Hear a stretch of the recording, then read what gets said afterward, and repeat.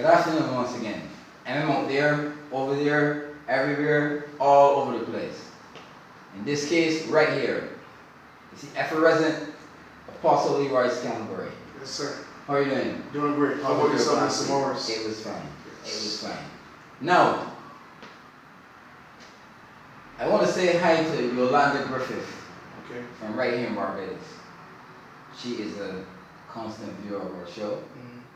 And you know, I always like to say hi to the ladies. I'm going to say hi to Susan, again from Kenya, my special friend, right? And Lucy Reynolds from Guyana, saying hi to her. Right here in Barbados, I want to say hi to Renee, who's actually going to start watching our show from tonight. Okay. Yeah, Renee, that's with an asterisk, a little accent on the E. So he's going to be watching our show from tonight. So we welcome you. So that's why he said hi. So get right into what we're going to talk about tonight. Apostle, as you know, I always get my inspiration from the viewers. Okay. And this is Christmas time. And they wanted me to do an episode on Christmas.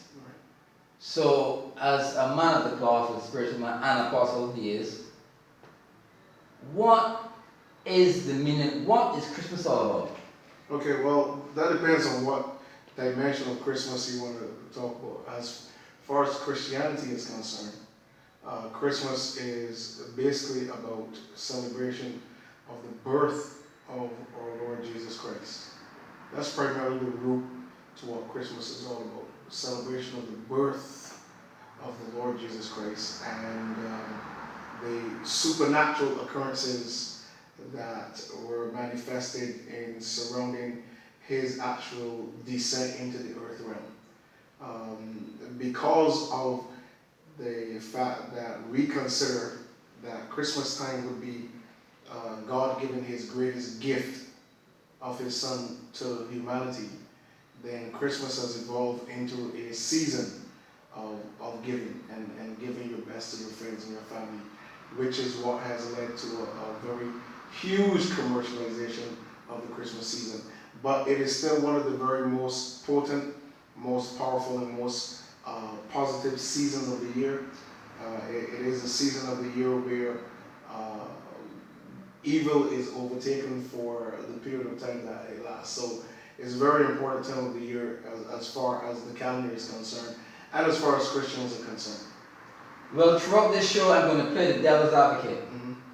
Mainly through questions that have been asked by my viewers. Okay. So, I'm just giving you a warning, I'm going to be playing the devil's advocate. Some of my viewers have suggested that Christmas is a pagan holiday. What is your view? Well, Christmas came about, as you well said, through certain emperors of the Roman Empire who began to create this illusion, if I should put it this way, of the Christmas season. And one of the things that a lot of individuals over the years have opted not to be involved in the whole area of Christmas because of the nature of the date that we celebrate, which is December the 25th, which obviously from biblical evidence, Christ was not born in December at all. And so a lot of people override that just to say, well, whether he was born in this month of the year or that month, the mere fact is that we celebrate the Lord. So as I said in the beginning, the element that I dealt with is where it relates to Christianity. And of course, there are elements where individuals would have created what we know as a Christmas holiday around this December period that is not really in line with biblical evidence of when Christ was actually born. So I can understand why people say that. Like for instance, some people have suggested if he was born at that time in the country he was born in, according to the Bible, it would have been winter. And these shepherds were outside watching their flocks at night. Exactly. So, how could that be? Exactly. So there again, as I said, biblical evidence that he wasn't born around this time. So I can thoroughly understand why certain individuals would consider it to be a pagan celebration. It has also been suggested and pointed out to me that the actual date of December 25th is an actual date of a pagan holiday that was celebrated by the Romans. That's right. And so, again, as I said, because of this,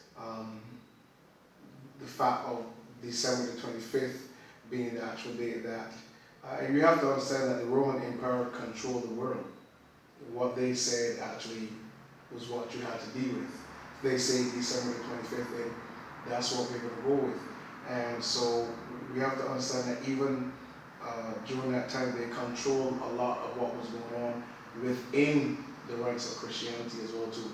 So it evolved over the years and has followed tradition all the way down to this present time.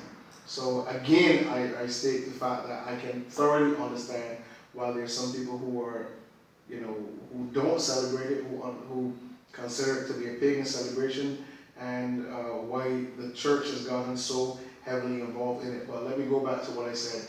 We celebrate the birth of our Lord Jesus Christ. Okay, talking about Jesus Christ, some of my viewers have inquired as to what nationality, what color he is. What is he? This guy that we see, this white guy with the long hair? No, of course not. Of course not. Of course not. The average studier of the Bible knows that Jesus was born a Jew. Okay, and Jewish people, in many relations, based on their traditional skin tone, are like us. So it's black guy. Semi. A black guy. Black people. Yeah. Okay, and the whole idea of evangelism has brought in this idea of Jesus as a white being. Okay, now one of the things that I want to clear up about that white being is that conspiracy theorists have talked about how the white man would have used a white Jesus to make people believe that Jesus is white. Now, the Bible teaches concerning Jesus in Revelation of his face shining like the sun, okay? And his hair like wool, his eyes like fire. So he's a brilliant, we talked about his transfiguration, where his clothes became white, his entire body became white. We talked about Moses, whose face shone very, very brightly. That's the concept of white. The white there doesn't mean a white man.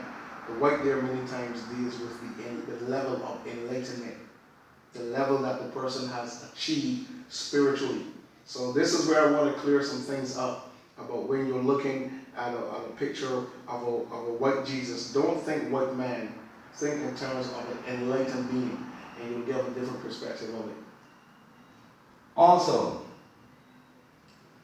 as you mentioned before, Rome controlled the world. Yes, sir. Now we had King Herod sending out troops looking for Jesus. Mm-hmm. That's like the police looking for you. So we have, put it into modern perspective. Okay. The police are looking for you. They're looking for you. So even if you looking up for a lizard and it's in the bush somewhere, it camouflages itself. So we know Egypt is a black country. Yes, we know that. Jesus was hidden as a child in Egypt. Mm-hmm. So if you're going to hide someone, you hide him somewhere where he can mix and mingle and not be auspicious. Mm-hmm. Certainly, if Jesus was white, he would have stood out. Because no doubt that the Romans were assisting in this search as well. Mm-hmm. And someone would have pointed out, because they had spies all over the place, listen man, there's a white guy, white baby out there since about a month now. He would have stood out like a sore thumb. Okay.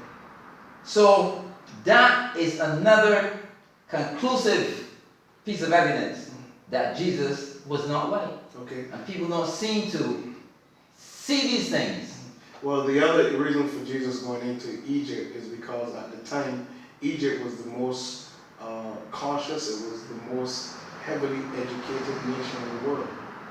And then he was also there because his stepfather Joseph was directed by an agent to take him into Egypt, which would fulfill the prophetic word, out of Egypt have I called my son. So that was one of the reasons why he ended up going into Egypt, so that the scriptures could be fulfilled.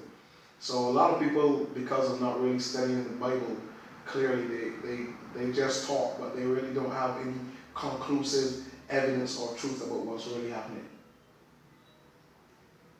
I take your point, but I still think that my point was a valid one about the camouflage business. Well, it also fulfilled what you were saying. Yeah. At the end of the day, when you look at when Jesus returned after Herod died, he was in Egypt for 10 years. And when he came back at 12 years old, which will be his bar mitzvah, Jewish boy becoming a man at 12 years old, his parents found him in the temple with the doctors and the lawyers and the well-educated men of the day, asking them and answering questions, and they were astounded at his level of understanding and learning and the questions that he asked at 12 years old. So that tells you where he got a lot of his education from. He got a lot of education from Egypt. From the same Egypt. Yes, sir. From the same Egypt. Yes, sir. You see, whenever we're talking to the apostle, we get things that you know, and you're getting it for free. You're not paying for it. All it takes is a little time to listen to him.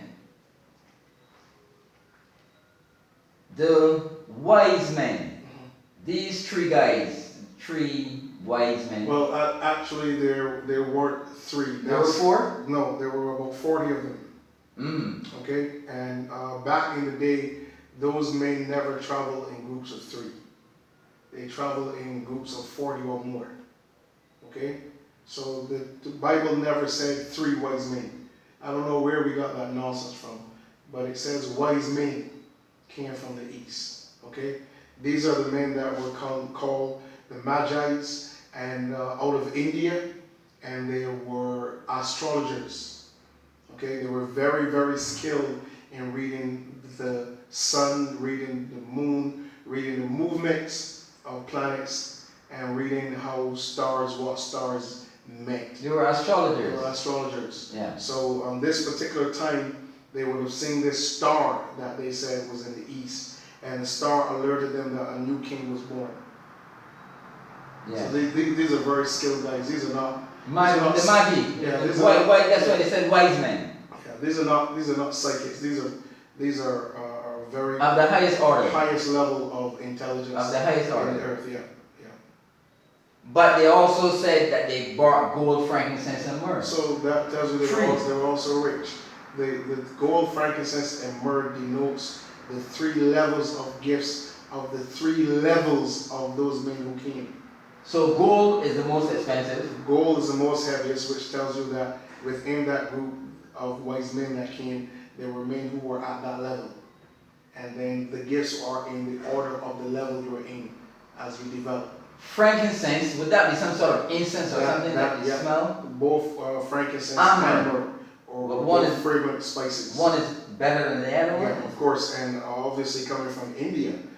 So I think today the most precious of all frankincense is coming out of Ethiopia, I think, from my studies. But it was very expensive in those days. Those types of fragrances and spices and plants were very, very expensive. So this would have been something unique to where they brought it. It would have been a special gift. Unique to Jesus, gold, frankincense, and myrrh. He's going to spend 10 years in Egypt, and those 10 years, you need a lot of money to survive in Egypt. I see. Another myth that, our time is running out. Yes, sir. Very, very quickly. Apostle, we don't even have time to talk about Thomas Jefferson. So, we'll be back and we'll talk about Thomas Jefferson then. But for now, M.M. Out Here, over there, everywhere, all over the place, and that's it for now. All right, sir.